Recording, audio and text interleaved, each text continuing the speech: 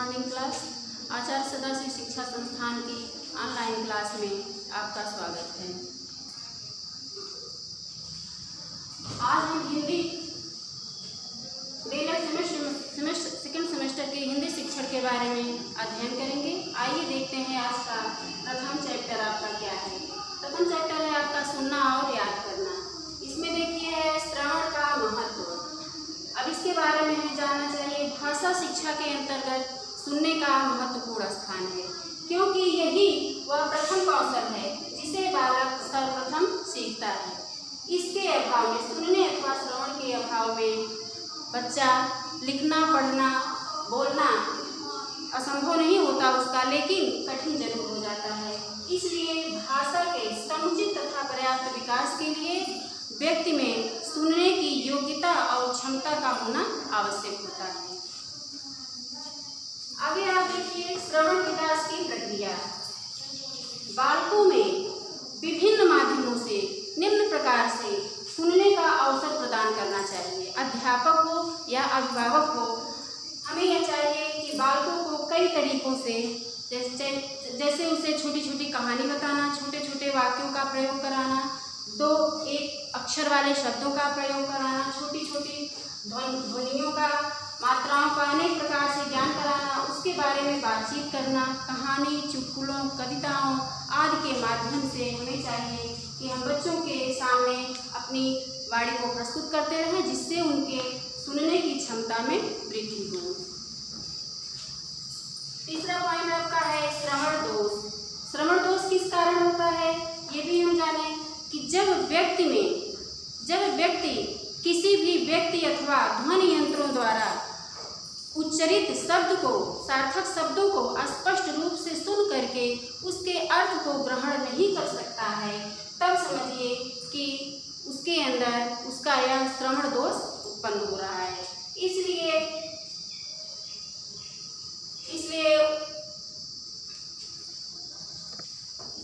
इसका उचित ध्यान रखना चाहिए।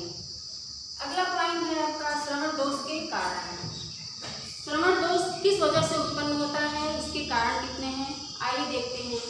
नंबर 1 है अशांत वातावरण। हम यह जानते हैं कि बालक जहाँ रहता है या विद्यार्थी जहाँ शिक्षा अध्ययन अपना शुरू करते हैं, जहाँ रहते हैं, वहाँ का वातावरण शांत रहना चाहिए। अशांत वातावरण की वजह से वहाँ श्रवण दोष उत्पन्न हो जाता है। अगला है श्रवणेंद्रियों में विकार।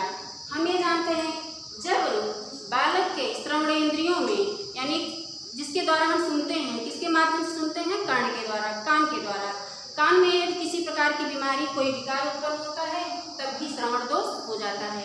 ऐसी स्थिति में होता क्या है, अभिभावक और अध्यापक के सामने विचित्र समस्याएं उत्पन्न हो जाती हैं और इसी के साथ बालक भी जो कुछ पढ़ाया जाता है उसको ग्रहण करने में अक्षम हो जाता है, सक्षम नहीं हो पाता। अगला है आपका पढ़ने में अरुचि। जब बालक की पढ़ने में इच्छा नहीं होती, वह पढ़ने में अपनी अरुचि उत्पन्न करता है, तो पढ़ाई का कोई मतलब नहीं। उसके अलावा उसके अंदर ये भी भाव होता है श्रवण दोष की कमी। सबसे पहले हमें सुंदर लेखन का प्रयोग करना चाहिए और अच्छे वाक्यों का इस ढंग से हम पढ़ाएं कि बच्चों की रुचि पढ़ाई के प्रति आकर्षक हो, उत्पन्न हो। ठीक है। फिर देखते हैं ध्यान केंद्रित न होना। कभी कभी ऐसा होता है कि बच्चों का मन पढ़ाई की तरफ केंद्रित नहीं हो पाता, वे पढ़ने की इच्छा नहीं जागृत कर पाते। इसका मुख्य कारण क्या होता है, उनके आसपास शोरगुल होना या किसी भी प्रकार की कोई न कोई अपवादें, कोई न कोई बात हुआ जिसकी वजह से उनका ध्यान केंद्रित नहीं हो पाता। इसके लिए हमें सबसे पहले उनको जागृत करना होगा, पढ़ाई के प्रति रुचि उत्पन्न करनी होगी, ताकि वो पढ़ाई में अपना मन लगा सकें। अगला है आपका पाठ्यवस्तु की क्लिष्टता अथवा जटिलता। कभी कभी ऐसा होता है कि पाठ्यवस्तु इतनी जटिल हो जाती है, इतनी क्लिष्ट हो जाती है कि बच्चे उसको समझ नहीं पाते हैं, जिस कारण वे या तो उस पाठ से, उसकी जटिलता के कारण उस पाठ से जी चुराते हैं, अथवा ये सोचते हैं कि हमें पढ़ना न पड़े, घबराते रहते हैं।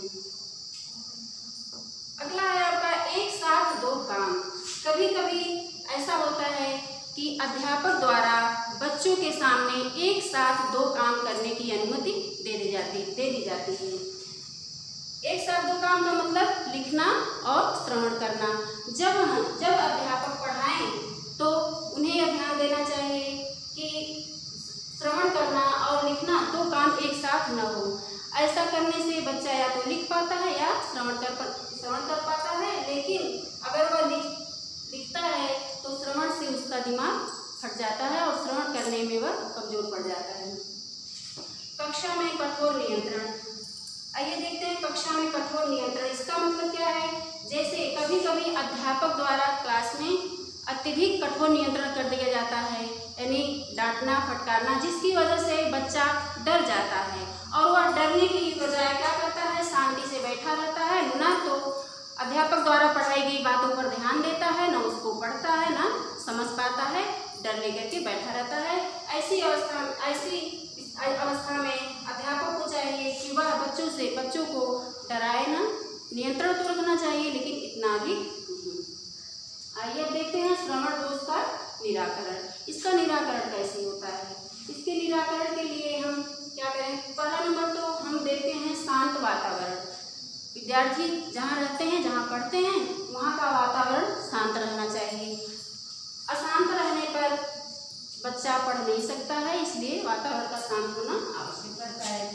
आगे आपका श्रवणेंद्रियों में, अगर श्रवणेंद्रियों में किसी प्रकार का विकार है तो हमें उसका इलाज कराना चाहिए।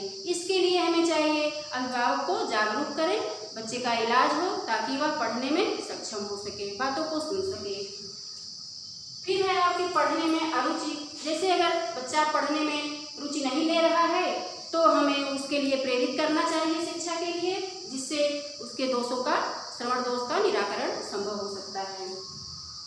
आइए ध्यान केंद्रित न होना। यदि बच्चे का ध्यान केंद्रित नहीं है, जो पढ़ाया जा रहा है उसको सुन नहीं रहा है, समझ नहीं रहा है, दिमाग इधर उधर भटक रहा है, तो उसके लिए अध्यापक का कर्तव्य बनता है पहले बच्चे का ध्यान पढ़ाई की तरफ आकर्षित करे, केंद्रित करे, तब आगे शिक्षा दे, ताकि ये भी उसके श्रवण दोष के निराकरण है।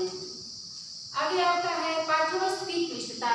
कभी कभी ऐसा होता है कि पाठ इतने कठिन होते हैं जिसकी वजह से बच्चा उसको समझने में अपने आप को कठिनाई महसूस करता है और उसको पढ़ने से जी चुराता है। इसलिए पाठ्यक्रम को सरल होना चाहिए। सबसे पहले सरल वाक्यों में उसको समझाया जाए, छोटे छोटे शब्दों के वाक्य दिए जाएं, छोटे छोटे अक्षरों से शब्द बनाए जाएं, जिसकी वजह से बच्चा समझ सके और छोटे शब्दों को सुनने में भी उसको आसानी होगी। ये भी श्रवण दोष के निराकरण है। एक साथ दो काम। कभी आजकल बहुधा देखा जाता है, बड़ी क्लास में जैसे पढ़ाया जाता है उसी तरह निम्न क्लासों में भी अध्यापक जो हैं क्या करते हैं कि एक साथ दो काम ले लेते हैं, जैसे बोलना और लिखना।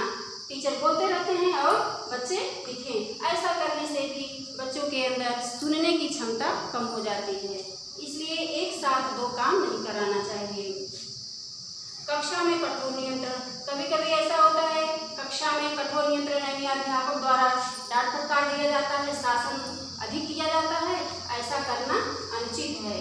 बच्चों को प्यार से भी समझा सकते हैं और अधिक शासन करने से क्या होता है कि बच्चे डर जाते हैं और पढ़ाई में उनकी अरुचि कम हो जाती है, क्लास में बैठे रहते हैं लेकिन समझते नहीं हैं। इससे भी श्रवण दोष के कारण उत्पन्न होते हैं, इसलिए यह भी श्रवण दोष का ही निराकरण है।